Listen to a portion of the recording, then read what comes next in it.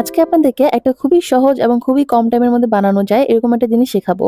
এই যে দেখতেই পাচ্ছেন মোল্ডেড ক্লে ইউজ করে আমি আজকে একটা সিশেল বানাবো। আমার কাছে সিশেল খুবই পছন্দের একটা জিনিস। তো ভাবলাম আজকে মোল্ডেড ক্লে গুলো দিয়ে এটা বানিয়ে ফেলি।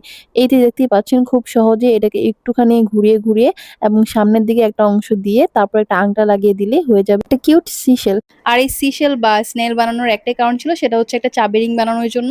তো এই কারণে আমি আংটাটা লাগিয়েছি। তো প্রথমে আমি এটাকে একটু মুড়ি ক্লে দিয়ে বানিয়ে নিলাম, তারপরে এখন হচ্ছে শুকানোর পালা। শুকানোর পর দেখতে অনেকটা এরকম লাগছে।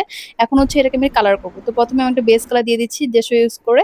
তো হোয়াইট কালারের কোটিংটা দেওয়ার পরে আমি চিন্তা করলাম এটাতে কি কালার করা যায়। তো ফার্স্টে আমি ভাবলাম যে একটু সফট কালার করি, সেই কারণে হচ্ছে একদম লাইট একটা বেবি ইয়েলো কালার করে দিয়েছি এবং পাশে একটু হালকা পিঙ্ক কালার করে দিয়েছি। তো কালারটা আমার কাছে খুব ভালো লেগেছে, কিন্তু করার পর দেখলাম খুব ফ্যাকাশে লাগছে, তাই একটু ডার্ক কালার করে দিয়েছি এবং আপনারা দেখতেই পাচ্ছেন ফাইনাল লুকটা এরকম হয়েছে। আমি উপরে একটু বার্নিশ করে দিয়েছিলাম। তো আজকে ভিডিও পর্যন্ত, সবাই ভালো থাকবেন।